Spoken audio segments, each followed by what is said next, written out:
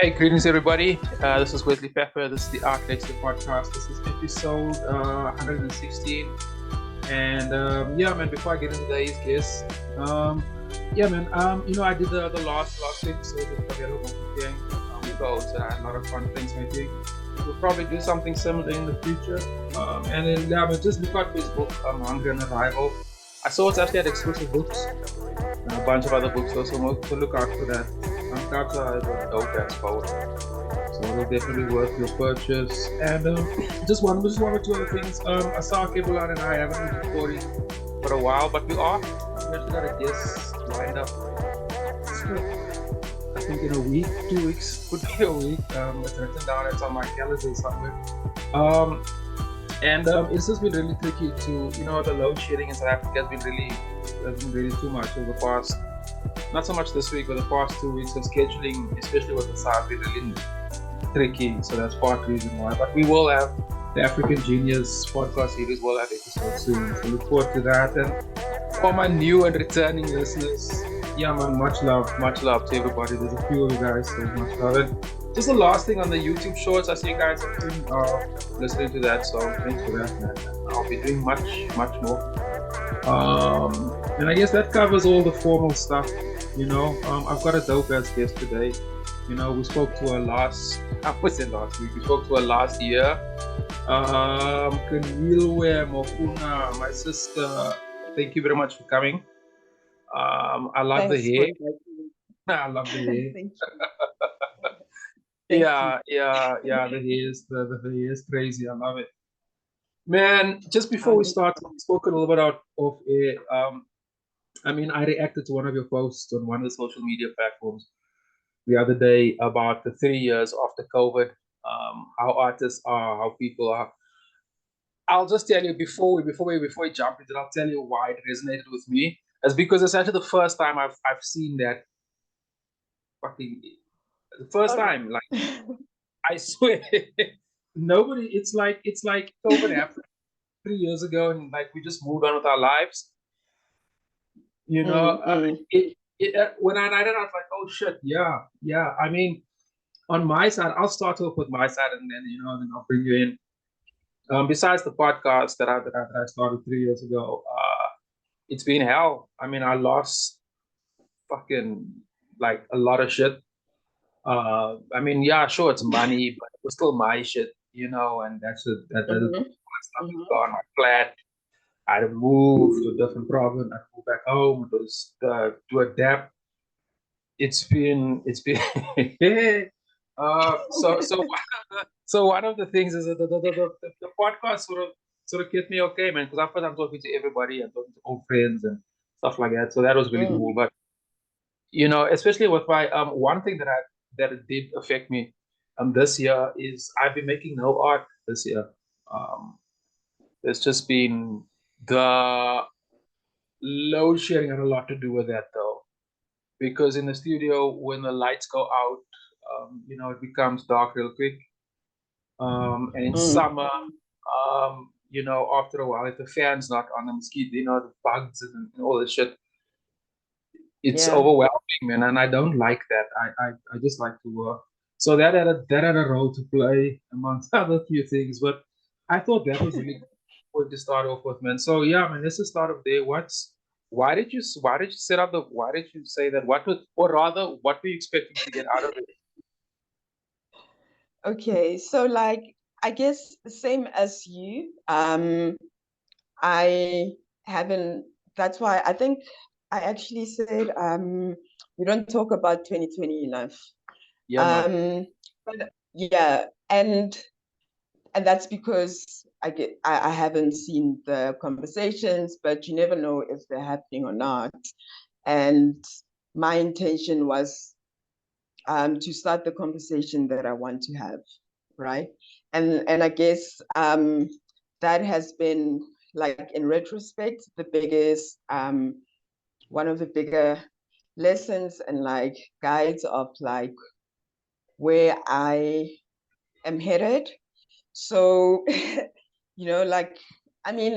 a mix of emotion for me with 2020, but mostly good because at first I was freaking out. I remember,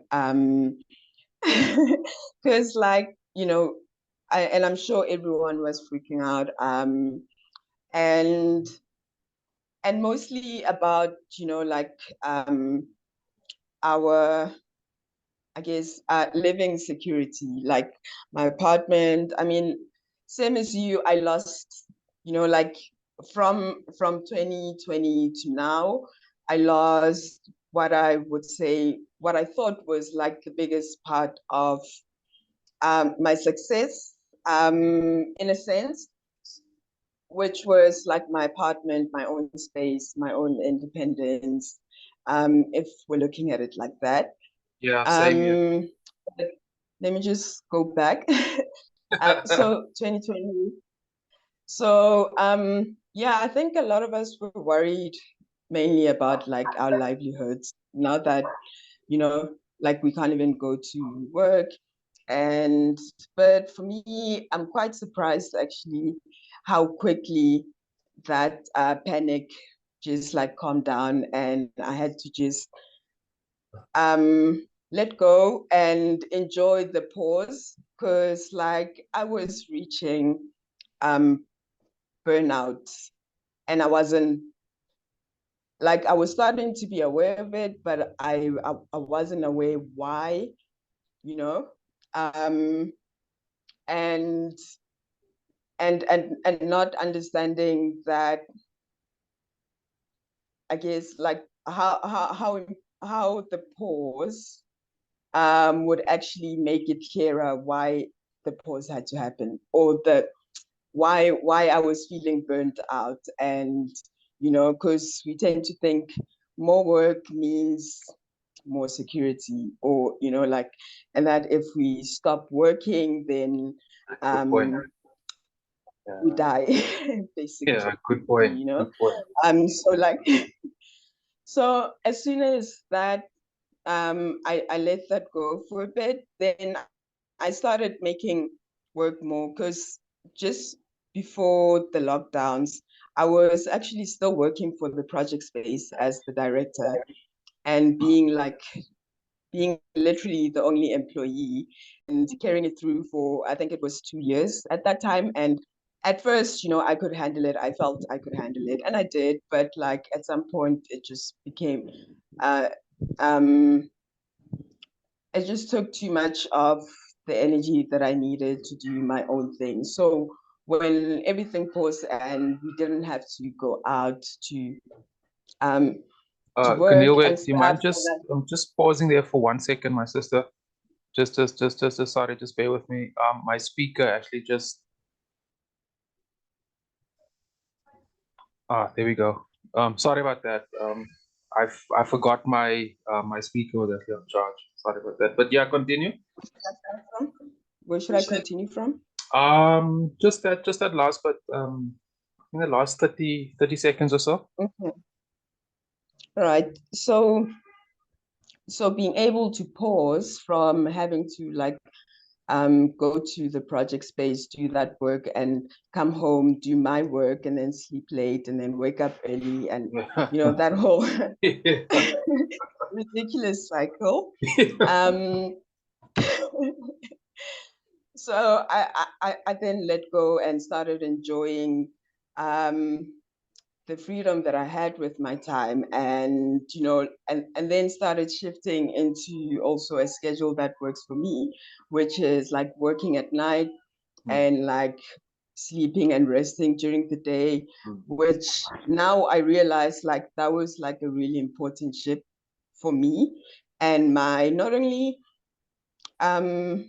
like work productivity and stuff, but also like on a spiritual level, and that is like the something that I'm realizing now. I wasn't aware then how important it was, but yeah, so that shifted, and I got to spend a lot more time doing what I love, which was making work without the pressures of like needing to go out. And all of a sudden, like help came in other ways. Like, for instance, there were a lot of COVID relief funds for like artists. Now looking back, and I was lucky enough to be one of the artists Oh, who really? got support with rent. Yeah, Okay. not the South African, not the government stuff that we would get from like Vanza. Oh, yeah? Okay.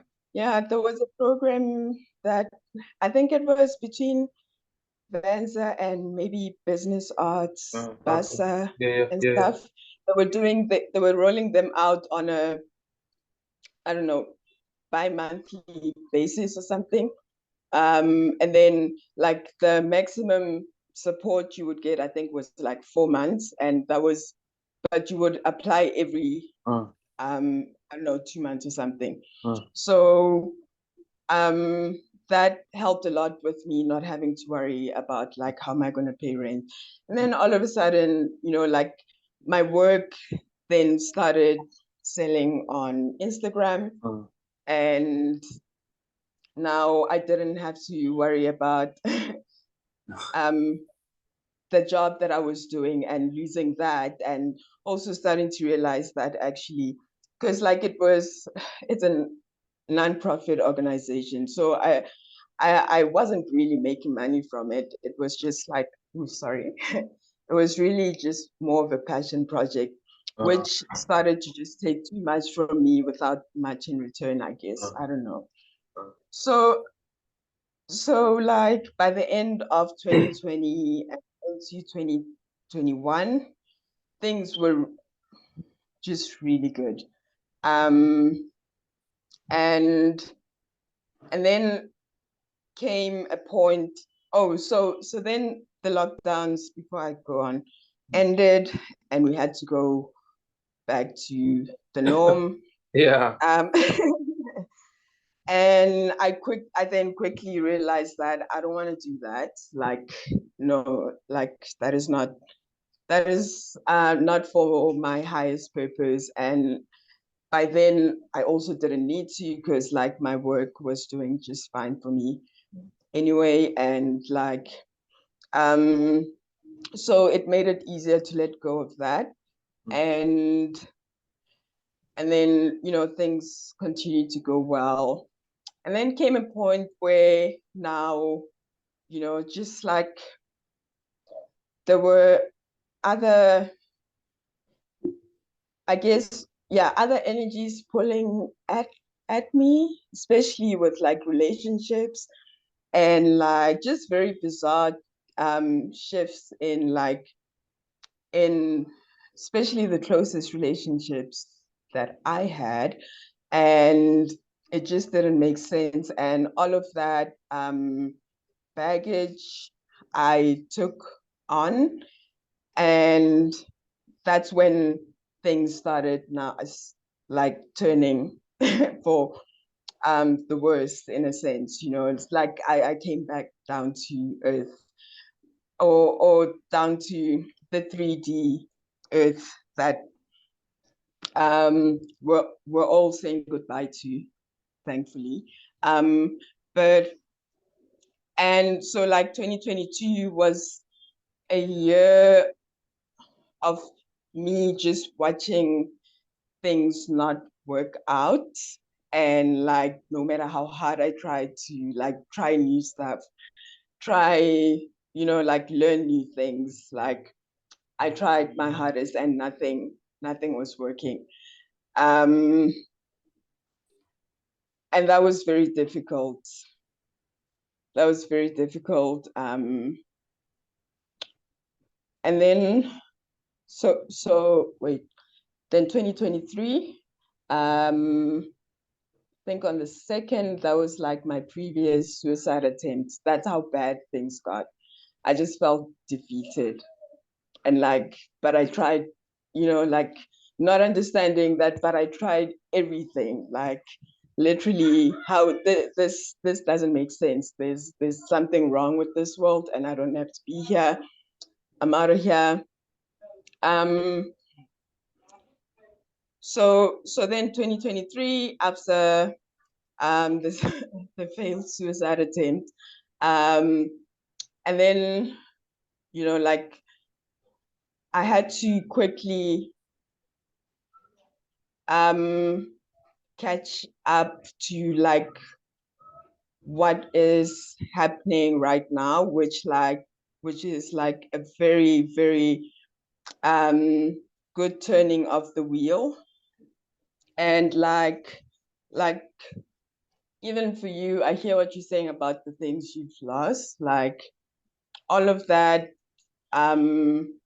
You know, it's this year was me trying to figure out why are things so unfair, right? Why are all of us who are doing the work, putting in the work, it's like we're still getting all these blocks left and right, and it's like it doesn't make sense. And like, I mean, it didn't make sense to me, especially after I had thought I had figured everything out, Yeah, man. and like things were going well, and like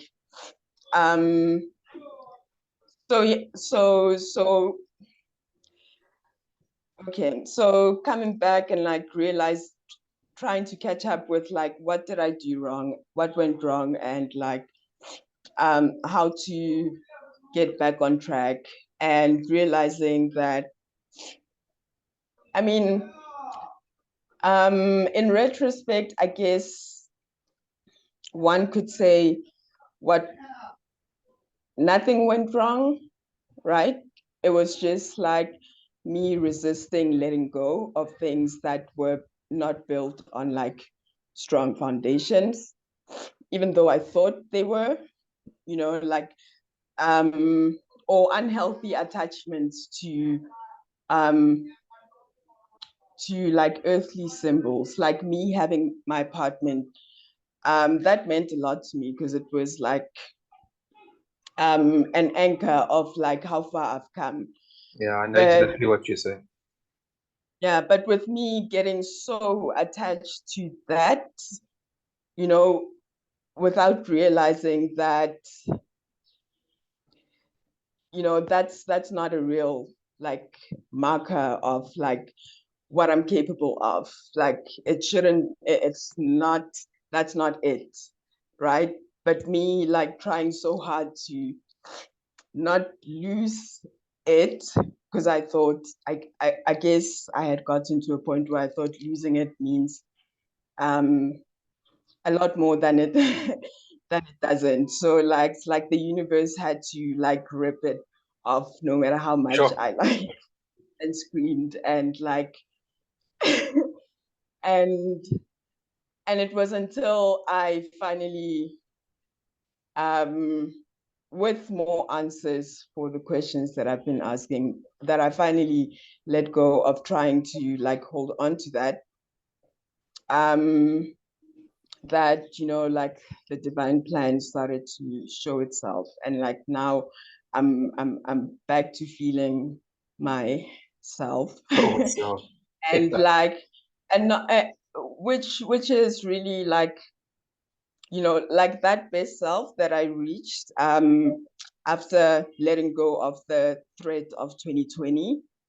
I honestly feel like I reached God mode. Like it was just unreal, you know. It feels like it was like a whole lifetime, but like it was just a year of like really stable ground, and really, and like prosperity, and just high vibes. But yeah, just now, you know, with all the wisdom of like why things had to happen, and I think for me that was the biggest thing, like not knowing why, and why, like you know, and now coming to an understanding like of like the bigger scheme of things, and how, I mean, I'm also, I consider myself a workaholic, and like not working, not being able to work and stuff. I had to let go of that, especially when I was still holding on to my apartment and they had turned off the lights. So now it's like I had to force myself to try and work during the day, which didn't work. And then at night, it's like it's dark, using candles, and like that not really working. I can't say like I have been creating, but like nothing that was like, how do I put, like just for the play of it, because like that is like, that is the whole point for me, like, that period of my life where like I was like the happiest and like just being my best self. What I create was play, was never work, and like, so now I've just been like trying, not too hard, but like trying to just like let go of that feeling of like wanting to do things the old way, because like I now realize that I don't have to, and I'm at a point in my life where I need to be focusing on other things, but mostly on like being present and like just sharing my wisdom and like just having conversations with other people and like and helping other people also share their experiences, but also like, for them to get understanding of whatever it is that they're not. And yeah, just following my intuition again, which like, is like the biggest thing, like just living highly intuitively. Yeah. And letting things come to you, not just constantly chasing. But yeah, that's really why I started the conversation. Yeah, you said quite a bit there, and you covered so many things. But like, I think that is such a reflection of where we are. Like everything is so layered, nothing is straightforward. I like what you said about how you sort of. Well, I don't necessarily always agree because I'm like fuck capitalism, but like I took so many years to build what I have, and for something that I had no control to take it away, I'm like, that's just capitalism at work. On my side, I just saw it like that's just the system at work, which And is why I capitalism don't is, like the system. and yeah, and that's why it's like, because capitalism is based on nothing that is grounded in like truth and honesty. Yeah, That's man. why Yeah, it has man. to fall. Like, so everything that isn't based on that is crumbling now. Yeah, man. And like, I'm really excited to see like what we as like a human collective, like us, realize our highest self without those things that we know like are not serving us anyway, and we've been wanting to Interesting let go of point. them. Interesting point. I think we can actually just, go on that there about like what serves. And just for my listeners, just especially for new return listeners, we're talking about the arts. So what serves the arts and what serves artists in particular in South Africa or Africa. But yeah, the quote unquote third world, I hate using that word. I mean, I'll just say Africa. But like what I want to say, just before a point on capitalism. I think out of everything that has changed post uh, post 2020, capitalism didn't. And I thought in my career, my career in my on my side, it has definitely you said something that I relate to, where you sort of looked at what you have and see like my success is not really measured on like what I have. I totally get that. I totally get that. Personally, on a personal space, I'm trying to get a grip with it. It's not that easy though. But I'm trying to It's get a grip not. with it. I was kicking and screaming. It's not. I'm not gonna say it's easy. I was like, until I lost everything and I had to just surrender. It's not at all. It's Yeah, not fun. it's not. No, It's it's not. not. It's not. It's not. It's not. And you also mentioned this about your independence. I mean, like I moved out of the house when I was 18. So I was still a young buck, and I moved back in my 40s. So my entire adult life to sort of it's still an adjustment. It's still every day, even this afternoon. But what I what I like about, or rather, what I like to talk about that there is this change. You're saying that you had that suicide attempt. Um, and you said that like you sort of or I take what you said is that like you sort of saw a new purpose. I don't know if that's the right meaning or word that I'm saying, that like you sort of re-looked at your life or reimagined it. And you were talking about like how other people look at you. I can tell you one thing for sure, based off our last conversation. It was last year, I think it was last year this time. It was also cold, I remember. That was an incredible conversation we had. It was incredible. I think the stuff that we said, it resonated. Like people listen to this platform, this podcast told me, and even my co-host, see that at the time. We spoke about it enough afterwards. Um, I like what you said about we also pretty similar there during 2020. That first or during the hard lockdown up until about the end of the year, I was also doing a bunch of other projects. We sort of kept the machine going.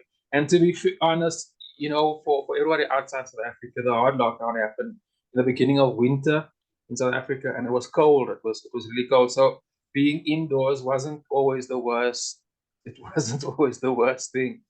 And a lot of that sort of isolation and comfort in that isolation, it worked for me.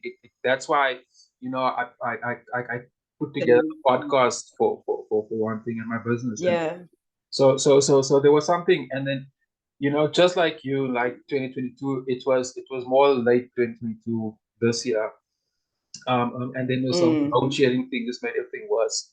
And now we have this tech, this AI and all this tech thing, this Mursa wave that's coming in.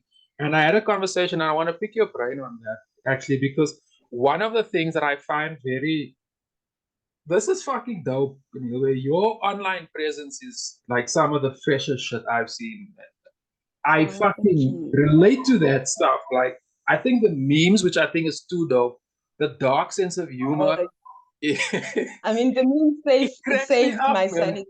You see what I'm saying? Like, I see that. I see exactly what you're saying. Like, it's so weird. Like, in some sort of dark sense of humor, there's a sense of enlightenment there. There's a sense of like, oh, I'm not the only one. It was like the greatest gift for me in 2020, like just being able to find the humor in the absurdity of things. It was like just such a beautiful saving grace.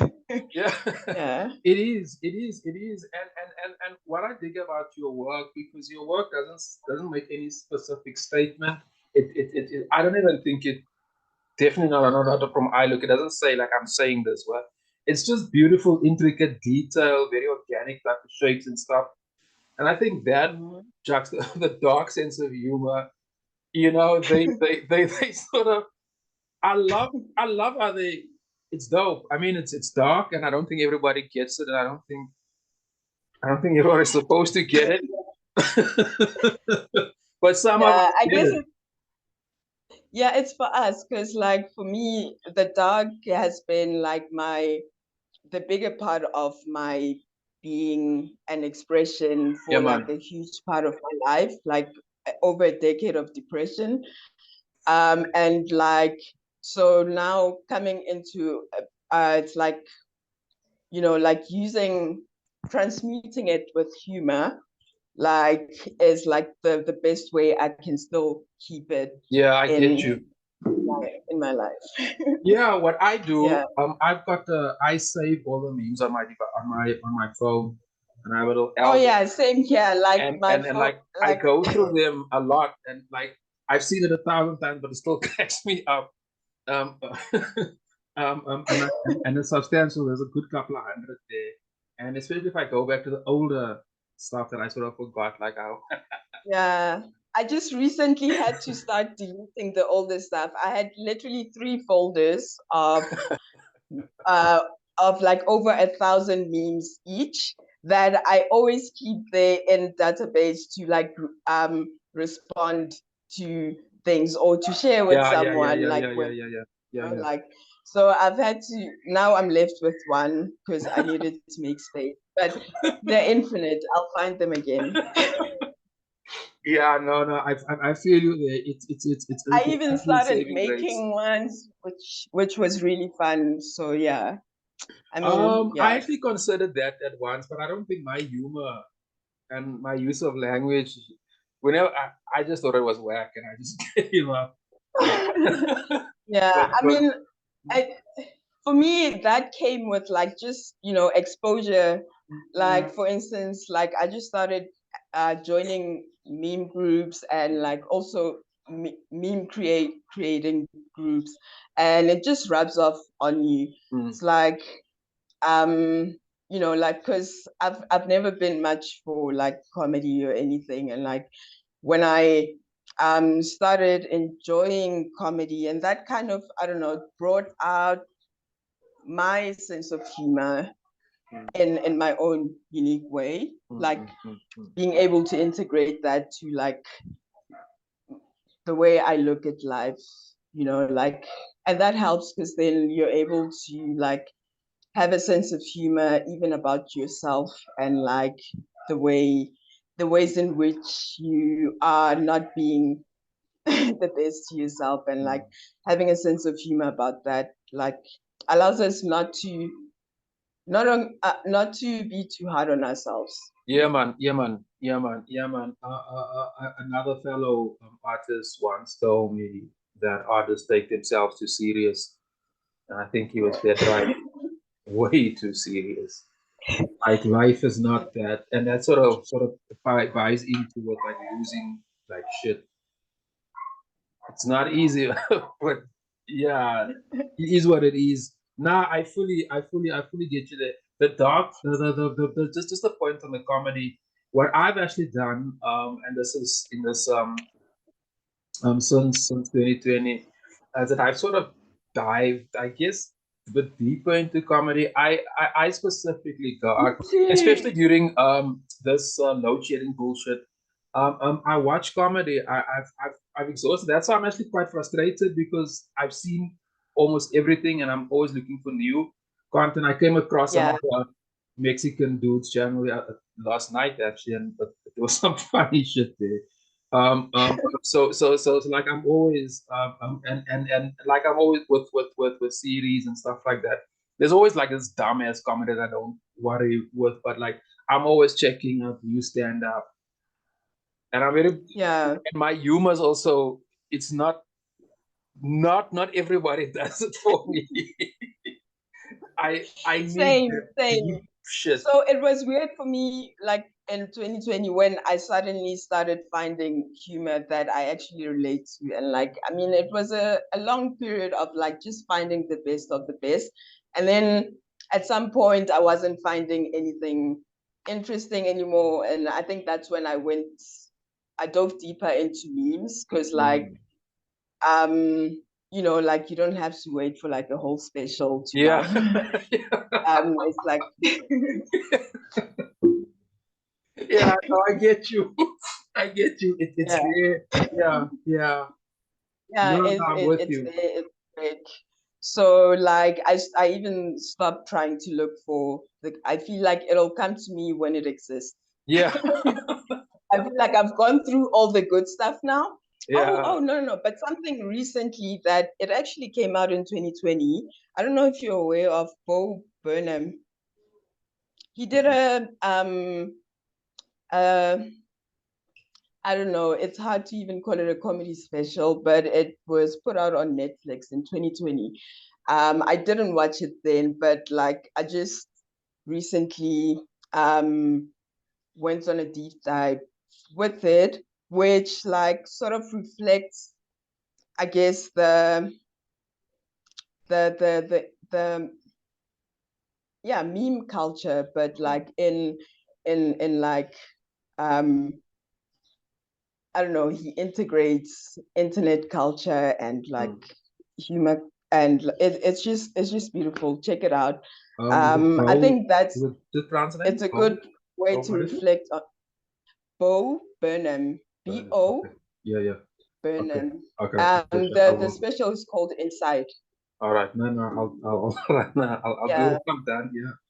Nah, I I'm mean, with I you. didn't I'm with like you. watching it. I usually will start with like commentary on things that seem interesting, and then I'll go into it. But yeah, if you have Netflix, go for it. It's very introspective. It's so good production wise. Like just overall artistically, it just put the idea of comedy and Yeah, man. music and all the arts into one not too serious yet serious thing, and it's beautiful. Yeah. I hear you there. And just to the listeners, remember to like, subscribe, and comment to this channel. And I know there's a bunch of you watching this that can totally relate to what we're saying, especially if you're on the creative side of things. Like the vast, overwhelming majority of my listeners are anyway, so I'm sure you guys can relate. Keneilwe, we'll just close this session real quick and start the next one. Okay, cool. A lot of really poignant points that we made here. Nice. Like, Yeah. and like, I dig the fact that, okay, maybe not the right way, but you really speak open about suicide. That's actually quite a fuck, man. I don't know. I just think that's a heavy and that's a mature thing. Um, Given that Yeah. the times we are in and like on this platform, my listeners, I'm not trying to romanticize anything. I just want to have conversations around it, and I don't want to sensationalize anything either. I hope I'm consistent like that for the next 10 years or so, because I really don't want to go left or right of any of those. Because I think those are such sensitive topics to artists anyway that you just, yeah, man. So yeah, man, let's just restart the session, and I'll let you Yeah. on I in mean, a minute. like before we go, like for me, like I think now more than ever, I want to like remove the stigma and like the grimness of Yeah, it, man. and like but more than just suicide, just death in general. Like I've never, like saw death as a negative. Um and I've never feared death. But like because society has this insidious and like and and it's absurd that we fear death. Cool. Everybody, we are back. Keneilwe, just before the break, you touched on how you don't fear death now, sort of inevitable. Um, I don't know if it's just this post-pandemic world, the fact that death was like everywhere around you, all media, social media, and so forth. Um, I'm sure, I'm sure post 2020 changed a lot of people's perception on death. Um, what I wanna get into, man. Your your perception, your work, nah, your artwork, it has a I there's no real social commentary there and so forth, and it has its own sort of personality. You are such a deep and layered person, but your art, explain to me, how does that work, eh? You know, I mean, I can think of half Oh, a wait, dozen. Mama.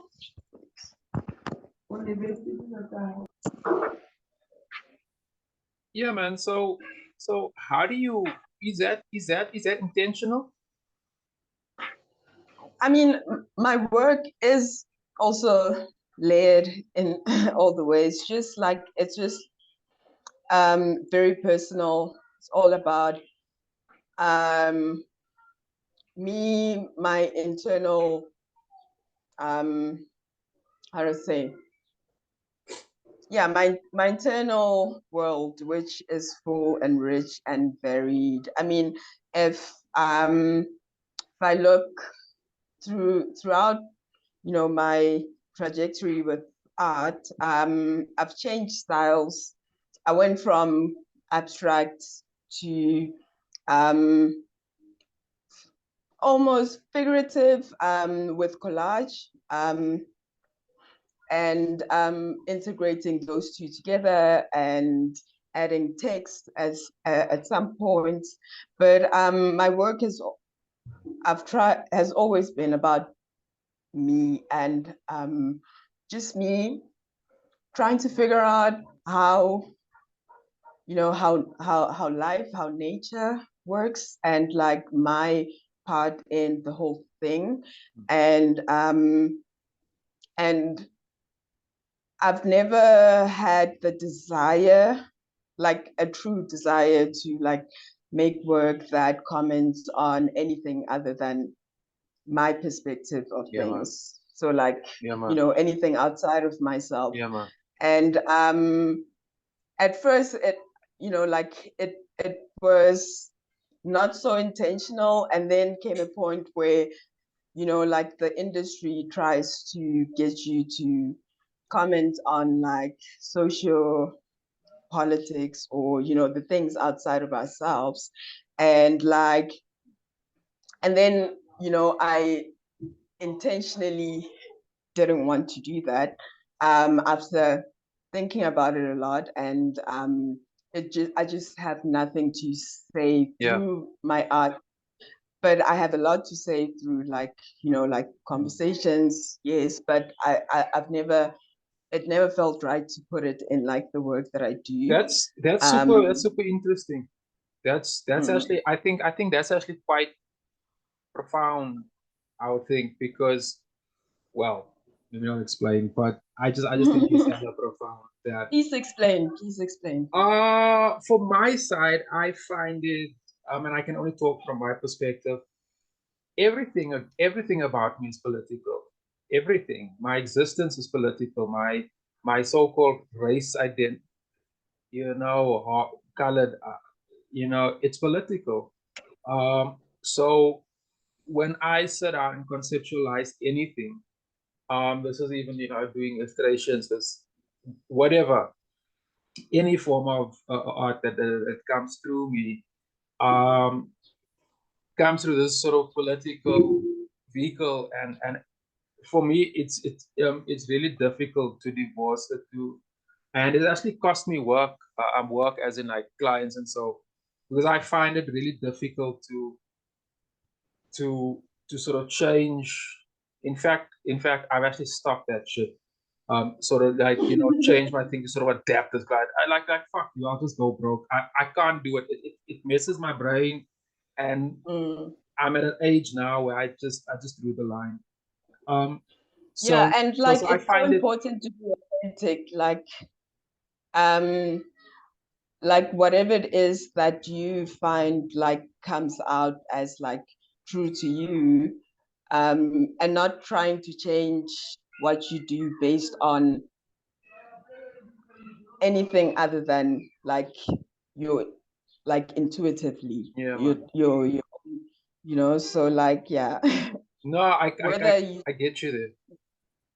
whether you choose to do political work, or you choose to see yourself through a political lens, if that's authentic to you, then like it comes easy. For me, it just never came easy, and like it would have meant me now trying to, you know, like do sort of, something that no,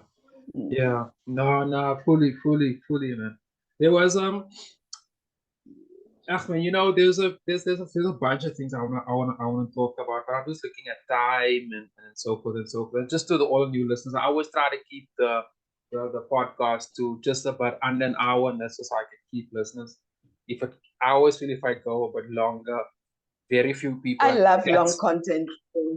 I watch 3-hour content. Yeah. The advertisers love it too, for sure. But like the stats show me, I follow. This is also something that I've changed a lot over 2020. Is that I follow numbers, so I'm constantly looking at so I'm talking specifically with the podcast to see how many the how what's the average, the word for it, length that the people will watch a single podcast. That's also why I try to get like the personal stuff in the beginning, and sort of like to me the better content always comes later. But yeah, so now yeah, everything is based on what the stats are telling me.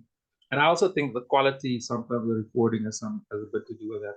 But anyway, what I wanted to say about all these other things that that you said, there was a few things about how artists now sort of or measure what people used to measure their success. I think that that's something I'm struggling in my personal life. I don't know what success is anymore. And it actually fucks with me because I don't it's always cool if you have sort of a marker to say, okay, now I achieved that, and I can move on. I don't know anymore. And that's something heavy, man. And the other thing about sort of where you how you looked at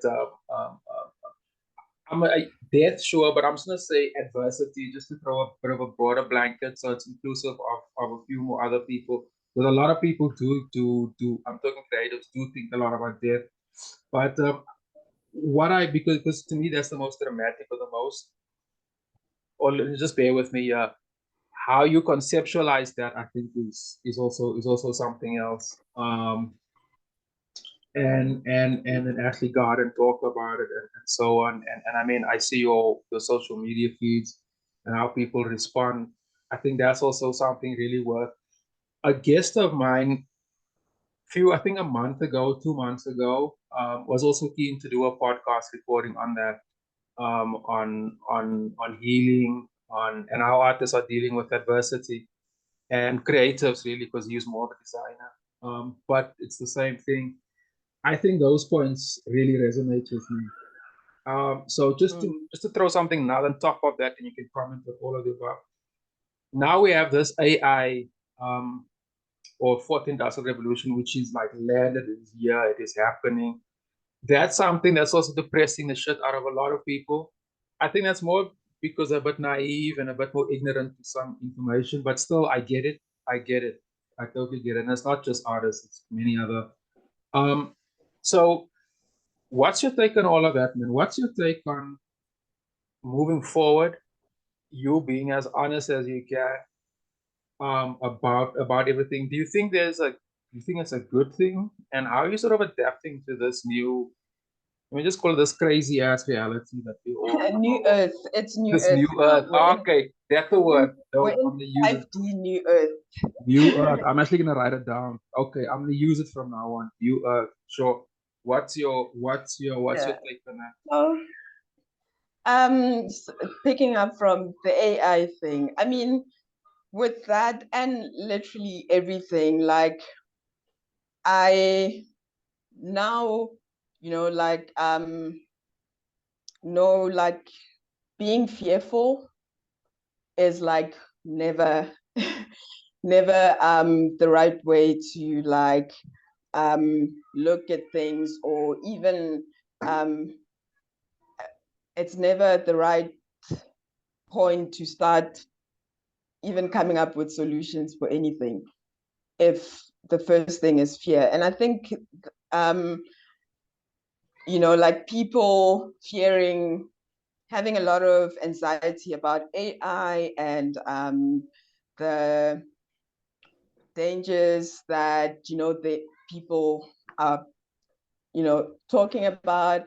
I feel like that's just like it's there's just been a lot of fear mongering, and like we're so used to um just easily falling into that. But like, and now one thing I've learned is we need more optimism just in as a culture, as a society. We need more utopian thinking, and like, and I mean, ideas about AI have been around for so long, and like there used to be a fair ratio of utopian optimism with like technology and AI and all the things. And I mean, as much as we can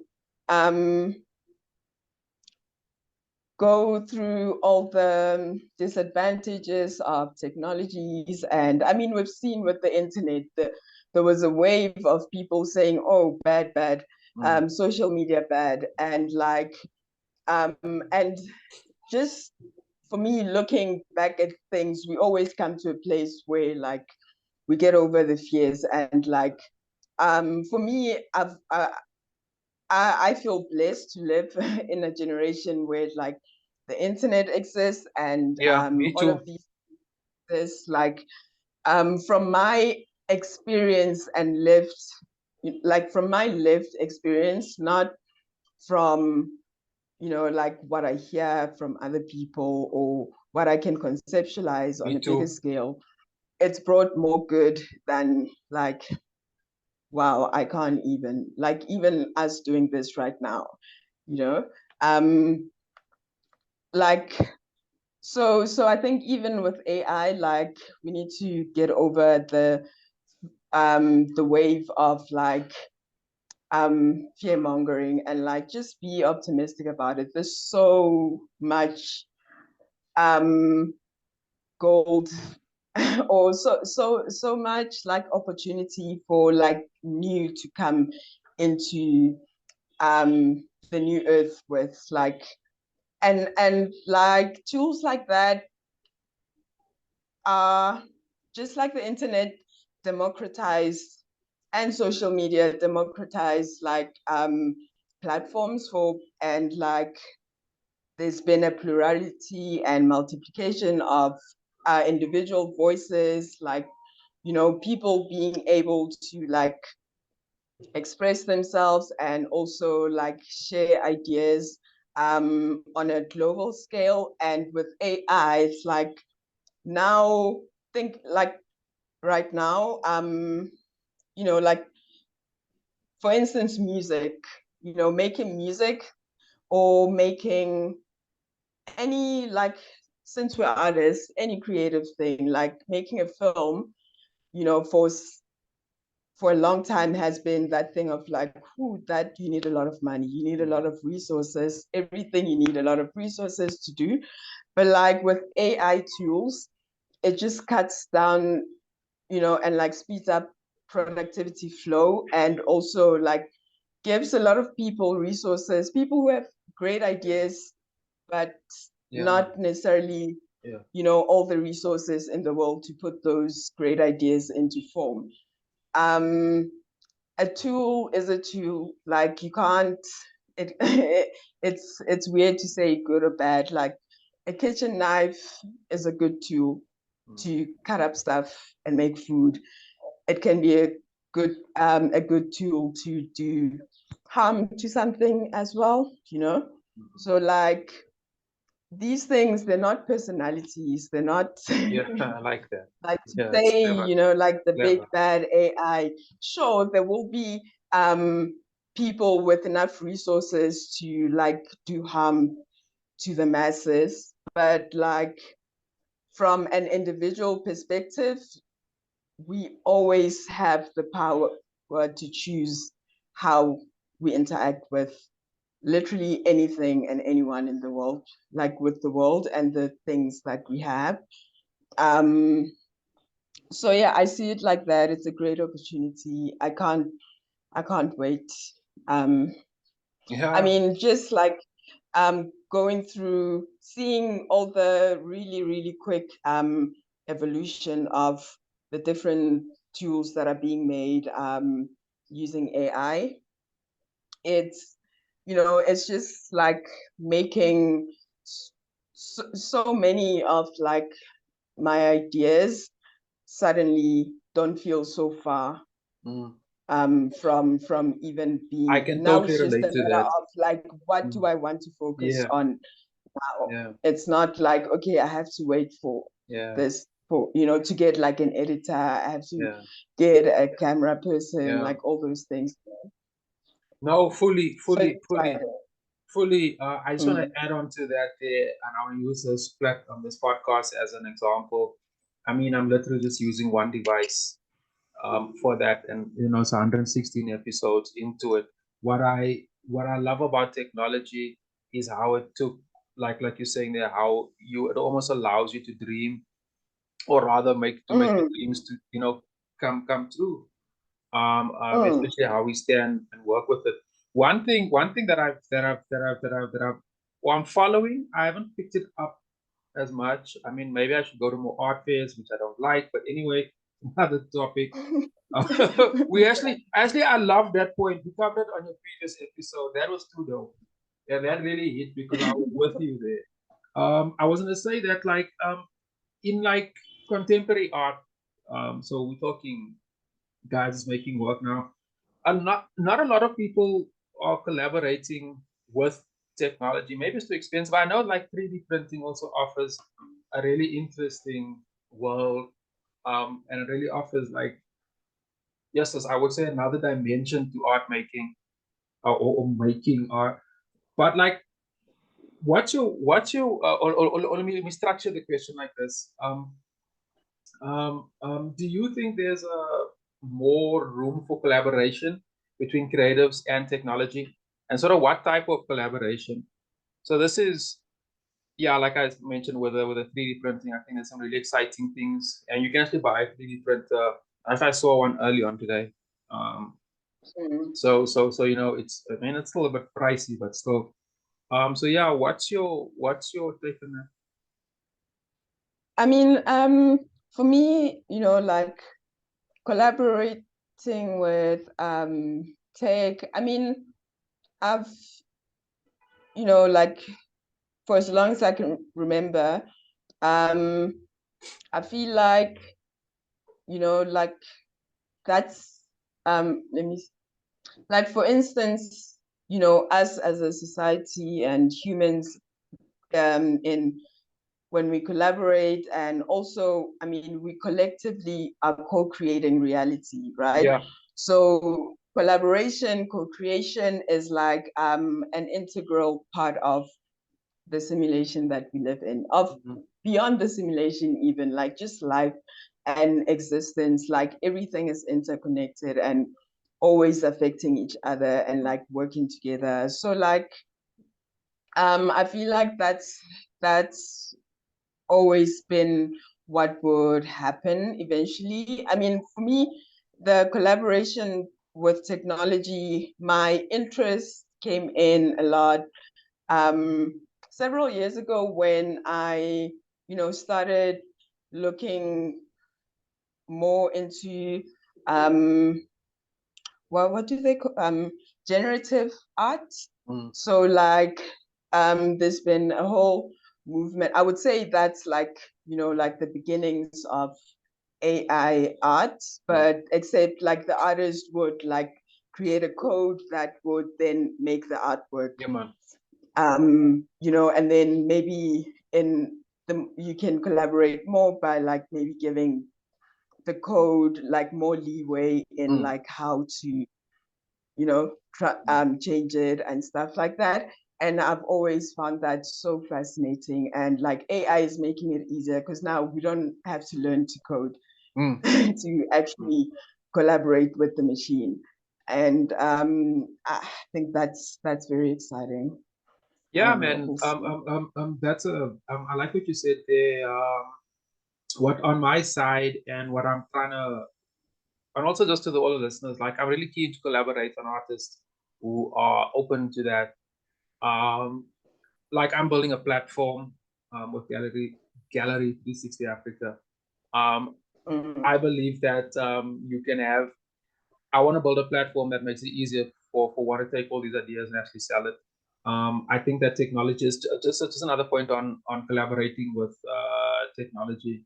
Um, I've actually been following, well, with the Cape Town Art Fair early on this year. It's sort of like nobody has really changed anything post COVID. It's just back to the same old, send out an email to your database, hoping that people come, that people dress up, drink. You spend, I don't know how much money on booze and food to keep everybody there. Yeah, I Overpriced can't believe artwork. at some point I wondered, should I go? Like, I don't even know where that thought came, but obviously I decided, nah, it's gonna be the same. Like, I'm what am I expecting to see that I haven't seen before? Just be, you know, and the same faces yeah. too. It's usually the same faces. Mm. And then you spend so much money on booze. Yes, Like on a on lot of on money on booze. like I don't even drink booze, but I know for sure even water or tea would be like 10 times more expensive than it needs to be. And like beyond the fact that I can't afford that, even if I could, that is just like a silly thing. I think it's It's so I like, think it's so unnecessary. I think those costs are completely unnecessary. Even something like framing. If I was looking at the entire art ecosystem and just evaluating why do we need certain things, like why is there such a connection between wine and fine art. I don't think it's necessary. Everybody drinks red wine.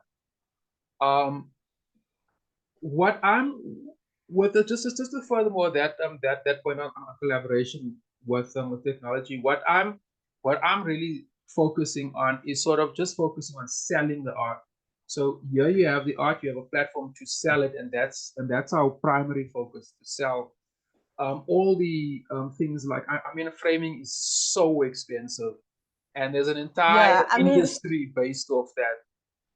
Why is that? and How is that like, shit necessary? I mean, for me, like that those were some of the things that I had to like really be honest with myself about when I finally stopped even bothering showing at exhibitions and like and realizing that, you know, like when things started picking up on online and like seeing also that my clients most of them are overseas and like and also if I were to now exhibit in the industry at a gallery, um, the artist has to pay for the framing and you have to get the work there and get it back because they're not even going to try to sell it. Yeah. There's no guarantee. You have all the risks and they have zero risk in giving you the opportunity to show your work and maybe it might sell. And it's like, when we look at it, like we have the, without us, they have nothing to sell, They have right? nothing. So like, why should I pay for you to like, what are you bringing? We are the creators. We create the product. And if you are not even doing half your part, which is to make sure that you are selling, create a market if you don't have people buying whatever that is. Like, do something like I can't I be can't. like I'm with putting you. all the risk and you're putting, there's no risk for you. Me putting there and not selling, that's not a risk for you. That is just, you're even expecting it because like it's built into your whole system. And then my work ends up being just a decorative thing there because you're not even invested in trying to make sure that it sells, which is your job, not mine. That's a very solid point there that you're making, of like us taking all of the risks and then the gallery taking zero. We have the most to And lose. then if it There is sells, nothing they take worse. half.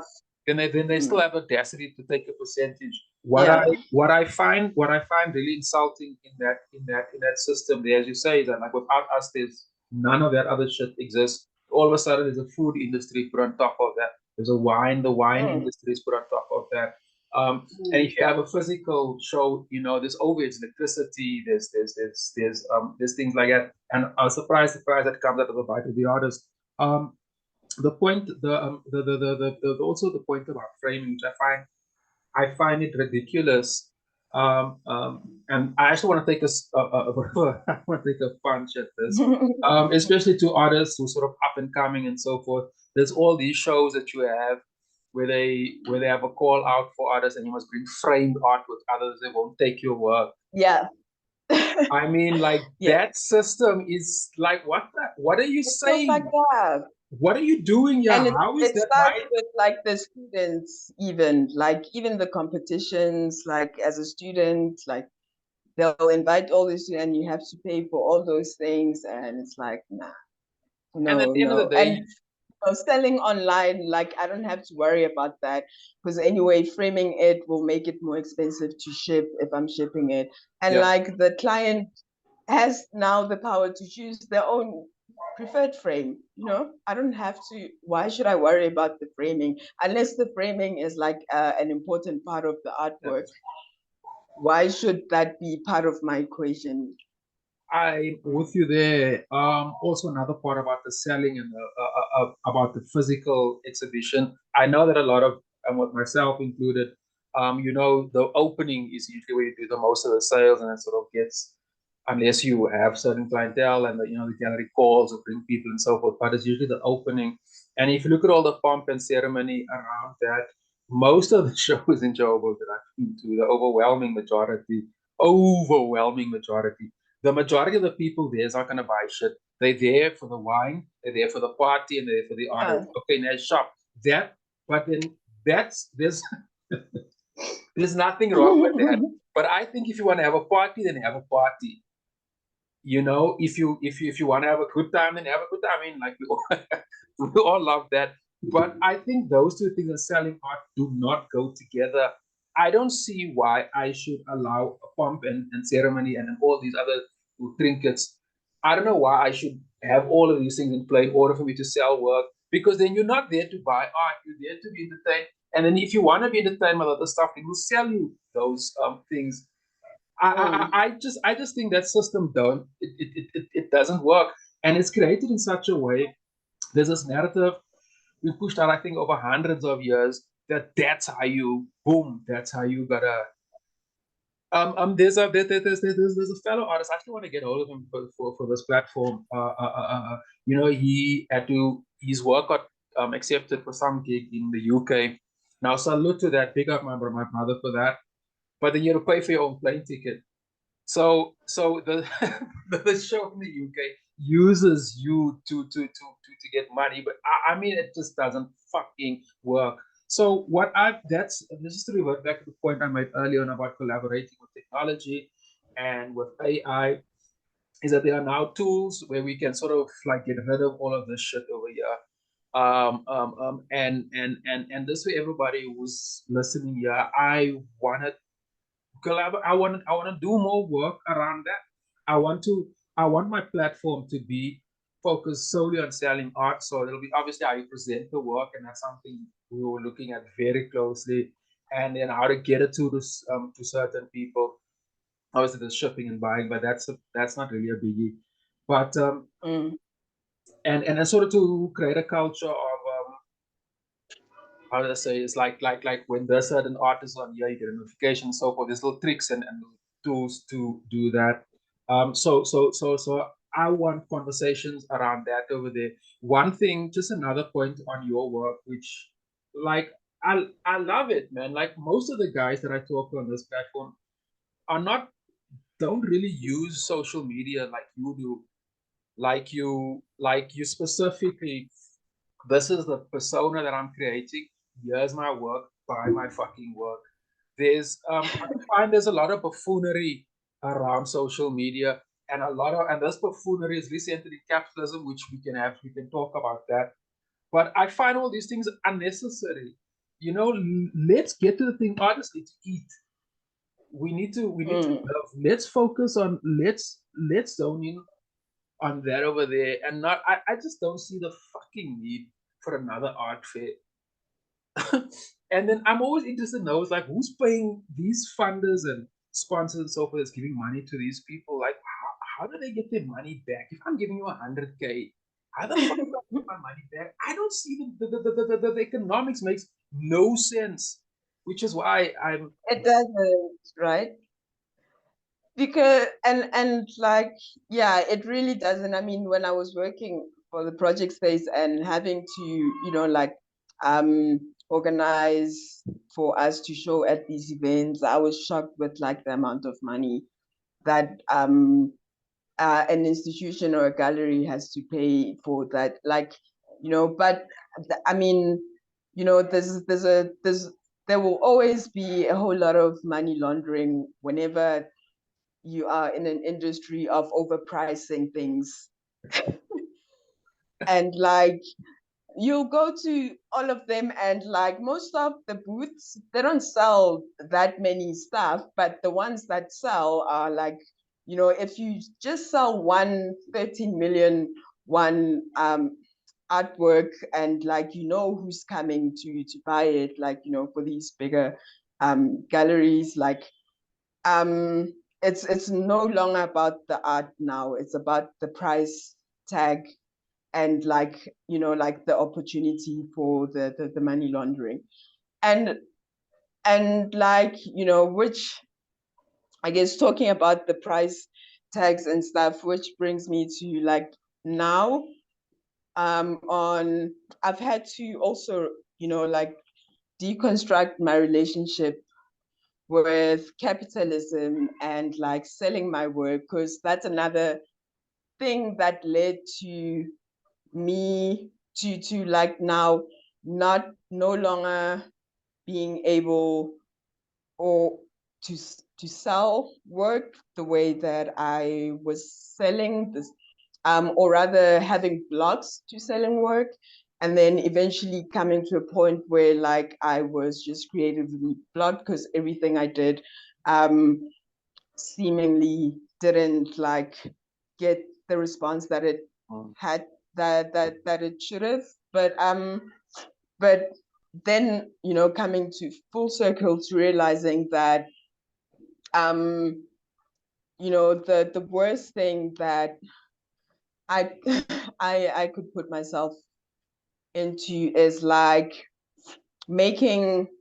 creating art with the end goal of like selling, especially like in a capitalist way. And so like I've had to really rethink like how we also, like for me, the art, you know, like there's a personal connection to it, even though there's also a healthy detachment. Like for me, the most important part of it is the process of creating. And and then once that's done, I literally won't see that artwork again until someone buys it and I have to take it out and give it to them, right? So like I ended up having like an entire factory of artworks that were not sold. And also like, okay, they're not sold. And then I also had to think, okay, with pricing as well, like that's that's a strange thing. Like it always makes me laugh that I can't even afford to buy my own artwork right now. Well, like why, like, does that make sense to me? Like, and also like having to you know, like confront how arbitrary the price is as well, and what is it based on really, um besides a system that was already there, obviously coming from, you know, like university and like the industry and whatnot. But like, is it really realistic? Like, um and like, what does it mean also to me personally? Like, because like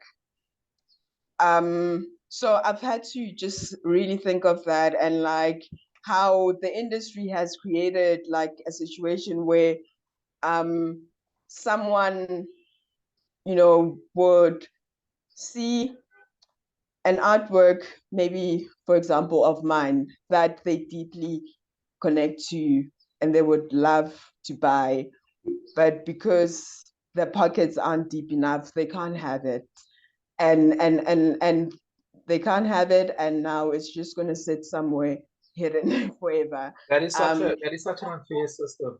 Yeah, I fully get you there, and I don't see why we and can't compromise. yeah, exactly. And like, and I still don't know what new way we're gonna do it. But so right now, all all of my work is on a like offering. Like you make your offer, and I've come, you know, to peace with that. I'm happy about that. But I do see a lot of people still finding it difficult to wrap their heads around that, because like someone would ask, I really want to buy this. How much was it? So that I don't, offer you too little. And I'm like, let's actually pick up that. Like, don't. Yeah. Let's actually pick up that point, because that's a super relevant point over there, the pricing of artwork, and why all of a sudden there's this magical rule made up. I don't know about who said it, that you can outprice yourself from a market. You must out. There's always these. I find it so crazy that there's no set formula to price your work. But if you step out of certain lines, ooh, let's actually pick up that. I'm gonna let me just close this session and start a new session, and we'll pick up that topic, yeah, man. Okay, cool. I'm gonna make tea now. All right, I know all about that. Hey, Keneilwe, so just before that break, we just left on that point on pricing of artwork. My take is that I think that it's actually built, or sort of corruption is sort of built into that. I want to give you just an example. One of my artworks was actually rejected by a certain gallery because it was on the wrong paper. He felt that the paper wasn't, and I just used, I don't even know what, because to me it doesn't matter. It really doesn't matter. Yeah. I don't go out of my way to find the most expensive and the most. I don't do any of that shit. And he actually rejected because, and then they look at the price and they also charge you with the price. I was quite insulted, and I've never spoken to them since, because I was deeply, deeply insulted by that. And it also just raises the point, like, my brother, what is what is going on here? Please justify yourself. And I just find the pricing of these things completely ludicrous. No one has ever, and I've asked many people over the years to explain it to me. And I think if I asked 10 people, I got 10 different answers. And but yet, the artist is you make your living. None of us chose this profession. You either have it or you don't. There's no middle ground, and I know you can relate to what I'm saying. You either are an artist or you're not. So for us that are, our whole careers can't be based on something which can change by the drop of a hat. Today, this piece is worth 2.5. Tomorrow's worth 20K. Next week is worth 200K. Like, what the fuck? I watched this video. I mean, I watch a lot of shit with YouTube. I don't remember. Me too. That's my library. Me too. Yeah. But I don't remember what the thingy was called, what channel it was from. But I just explained, it was some American thingy, of course. I was explaining how the pricing works, and they gave this example of this one of these Renaissance people. They found some artwork in a thingy somewhere, and it went from, for over 3 decades, it was just in somebody's house. Now that thing is worth an astronomical amount of money, and it's owned by some oil-rich Saudi something something. I mean, it's worth. I think who probably who probably hides it in some fishing container somewhere and never sees it, because it's purely an investment or a money laundering cow. I don't know. And then they find, I don't know where they find these scientists to prove that this dude actually did, make it. Just for everybody who's watching this channel, I can tell you now, the artists are incredibly talented people, and they must seriously not underestimate an artist. If I want to create something that looks like Pirnev, for example, I can do that in this very studio over here, and I can fool you. Firstly, Pirnev's technique is really simple, and I can mix that paint. I can really fool you. You have to be really, and I can actually go and hire a scientist that also, talks on my behalf. That thing is ludicrous, and I can't believe that it's been going on for hundreds of years, and everyone is just okay with it. It's just okay with it. That's also going back to letting go of things that are not based on authenticity and truth. Like I feel like that's one of the things I had to let go of, like the pricing, that acceptable pricing system, and like just clear that out. I might not know what is better, but I truly believe that, you know, some people like, and not just believe, I know, like, for instance, there's artworks, you know, that would get bought by like a big company that has a lot of money for a higher price than I would have ever imagined to even put, you know, on that thing. And that's because they have the money to put whatever price that to them, that price is nothing. To me, it's a lot. And like, and they essentially just bought the digital rights to use it commercially, right? So the actual artwork is still there, and I can still sell it as what it is. Um, and so I remember recently someone wanted to buy the artwork, and like I was saying, all my work is on like, how much do you want to buy it for? You choose, right?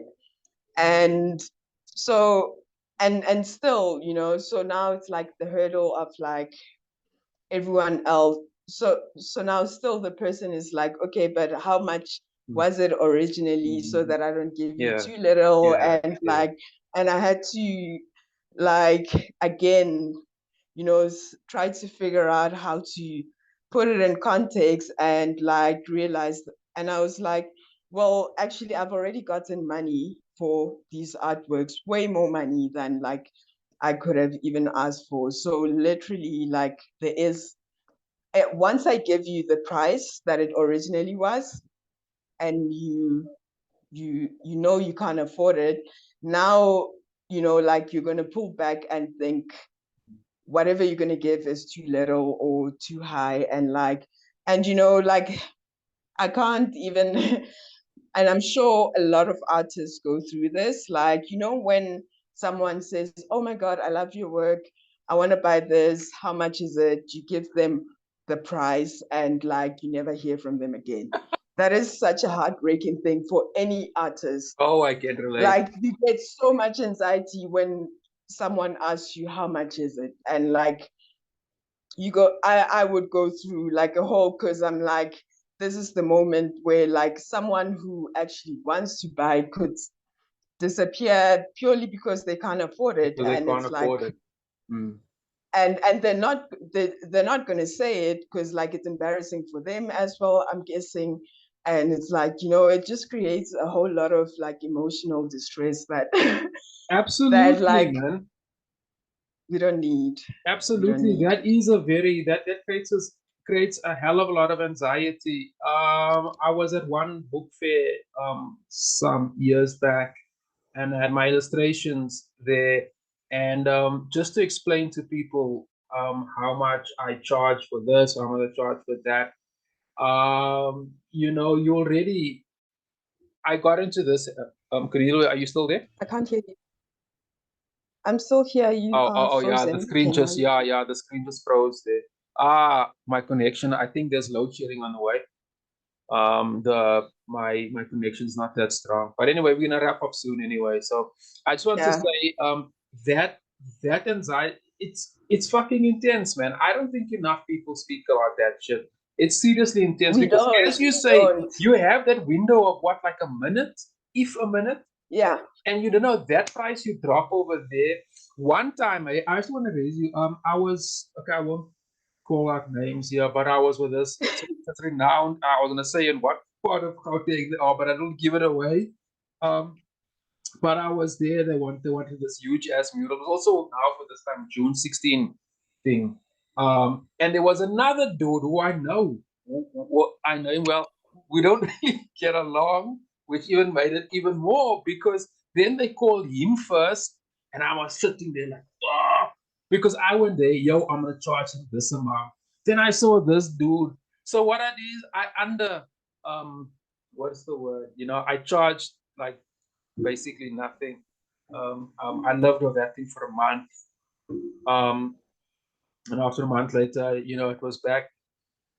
I find that process, now with COVID and all this shit, like sitting back and thinking, I thought about that the other day, and I'm like, fucking hell, man. Like, this is also an institution that also caters for artists, but they call two people, they put you there together in the waiting room. Now, really, like, how insensitive is that? Now you got to pitch under like, each other. what's up with that? I find that shit just wrong. Just It wrong. is so This is wrong. an institution that is supposed to be for the arts. Like, it isn't. It isn't. it's just wrong. And those type of things really, really force me to relook at my entire. I mean, I'm about 20 or so years in this thing. And just to say, like, I can't do this for another 20 fucking years. I'm gonna build my own platform. I'm broke as fuck, but I'm gonna get people, and as it should have it, they all work people is willing to design the technology for me, and we have an arrangement. Thank the tech gods for that, for AI. Yeah. Some people will not thank Jesus and shit, but I think I work my butt off to get here. I'm not gonna thank nobody, like, because these guys reach No. because they know my reputation, and I put in the work. So it's I wanna reach it because we can't do this for another 20 years, especially given that we're now in 2023. We have all this technology. I was reading something about these flying cars, which is becoming much more of a reality. And I would think, just imagine, like, there's a car flying past you here, and you get on it, but we're using the same system to sell art that we did in the 19th century. That's not progressive. That's going backwards, if you ask me. So yeah, man, I just wanted to raise that point, and really, it's very personal to me, clearly. Yeah, me too. Hey, I just know a lot of other artists who have similar story. Yeah, it's a very toxic system that has, I mean, throughout history, like, yeah, it has really messed with an artist's even sense of worth, sense of being, and like sense of purpose when even the price of your work is like a gatekeeping tool, and like every single thing attached to like the selling of your work in some an industry that is supposed to serve you. It's like it becomes another tool of beating down on you. You have people telling you that you are like either belittling you or like praising you for all the wrong reasons. It's like it's really time to change. I would think, and I think only we can. I think that the majority of the world underestimates artists too much. That we can, you think you can only work like this. I actually take that as a bit of a challenge. It really, not that it inspires me, but it sort of pushes me, because I don't want to be inspired by shit like that. But like it really motivates me to get up and to constantly move. Yeah, anyway, do better. not Yeah. repeat to the same point over and over, but we made our point on that. I'm just gonna let that just be supposed to spend the next 20 Yeah. minutes with saying the same thing. Yeah, but like I just think we should all just remain like you're saying, like you seeing that as a challenge. That's the optimism that we need. Like instead of it putting you down, it's like, okay, this is now my mission to like do it my way and like make it work, like because it is possible, like it all is possible. We just need to like make that step of like completely letting go of the things that don't serve us, and like focus like all our intention on like what will serve us, even if it's Yeah. on an individual. It's just you doing that triggers something in someone else to do it for themselves as well. Yeah, and it sort of relates to the point we made earlier on about, after COVID, like losing everything and just really looking at what constitutes success to whoever. Honestly, I think artists should have more and more of these conversations. One thing that really pains me, and this is more in a post COVID world, is the amount of artists that's taking their own lives.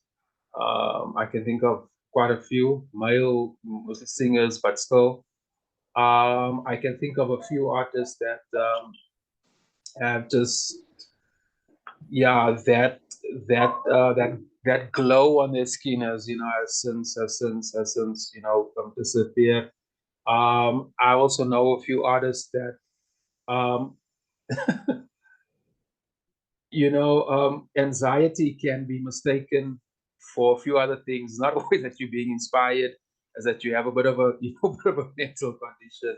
It's not always that you're being religious or you have a calling or something. And I'm not making poking fun in any of that, but I think some of that stuff is rooted in anxiety and being desperate and thinking, oh fuck, I must do something different. Whereas you could just we should just create a system. You can just be yourself because the market is there. I really do Yes, believe you are the even niche. Like each and every one of us is a niche on its own. Like, so it's about time we focus on creating the systems that work for us first. Like think of it as like you're creating a a market for yourself. What works for you and what do you believe in? And like and most certainly the most authentic to you will be what works for you. It has to. fully That's just agree. how universe works. It has to. I fully agree, man. I totally agree. And thank goodness that technology has finally caught up with us. We couldn't be having this conversation in the early 2000s, for example. It'll just be a Yeah, I dream. mean, we wouldn't even know each other. What? Yeah. It'll just be, yeah, I want to just go by. So I think technology has leveled the playing field, which is a very cool thing. Yeah, Yeah. man. Hey, Keneilwe, I think we can actually wrap it up there, man. Yeah. Is there any other, I don't know, notice, notices, shows, where can you find your work, that type of thing, Um. media handles and so forth? Okay. Well, I think you'll just put the handles in the description. Yeah, man. But my work you'll find online. Um, and please follow, subscribe to my YouTube channel. That's where I'll be like just sharing all the ideas that I haven't shared in my art. um, and yeah, and like just to close, like like um close it off with the topic that scares everyone. Because like yeah, I feel like my one of my biggest intents with like just talking openly about suicide and death in general is like death is it's really like on the other side a way it's like it can only be good whether you believe in an afterlife or not. This what we're experiencing here, there can't be anything worse than that. I Just agree. like trust that. And also like um I know this now for sure, but like for anyone who's having trouble with like dealing with maybe the loss of like through death of a loved one, or just like feeling bad about people killing themselves or dying, like just know that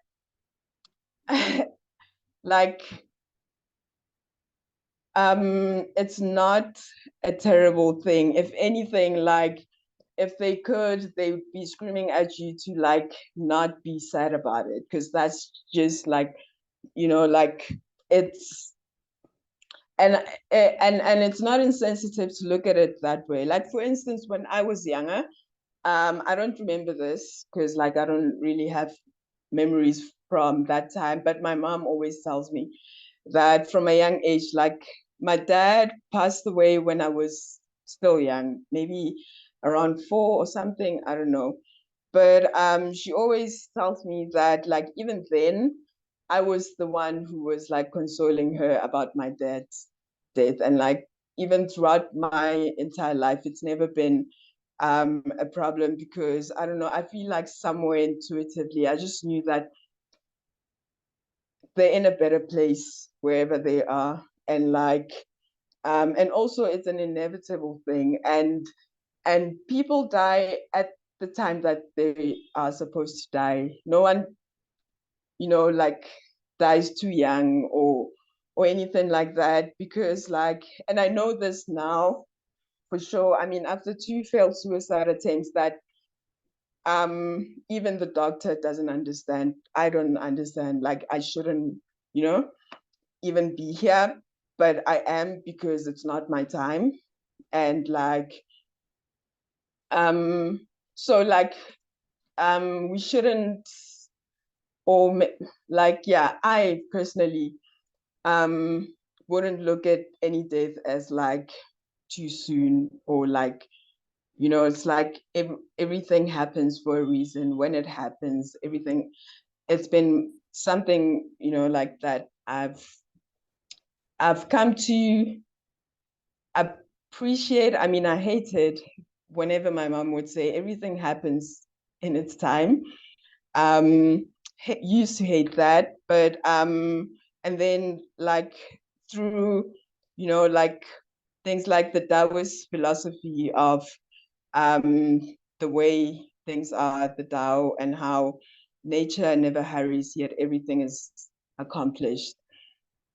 And like, just, doubling down on that, everything, like there's no hurry, there's no slow down, everything happens as it should. We just need to like focus on ourselves more. I feel like that's probably like the best advice that I could give to people. Now that you'll see like a whole lot of external things like politics and all these things that we know are fucked up, they're going to be crumbling down. And like, this is time for us to introspect a lot and work on yourself, for your best self, like just doing the best for you. And the less the external noise, the less you allow it to like put fear into you, or like especially fear about the systems crumbling, like that's just gonna delay the process of things actually starting to get better. And they will. I know that for sure. Like, you'll see. I'm very excited about it. Um, and that's probably why I'm still here, because like I know, like I'd be missing, the biggest show of all time. Yeah. Wow. Thanks for that, man. Thanks for the honesty. Much love to that. I think the honesty is too dope, man. It's just dope. Thanks for the honesty. Um, Thank I think you. that's a really Thank you. dope ass perspective as well. Yeah. Yeah, man. I think that was just cool, man. Keneilwe, thanks for everything, man. I think this was super cool. This was definitely Thank it's the longest episode I've had you. so far.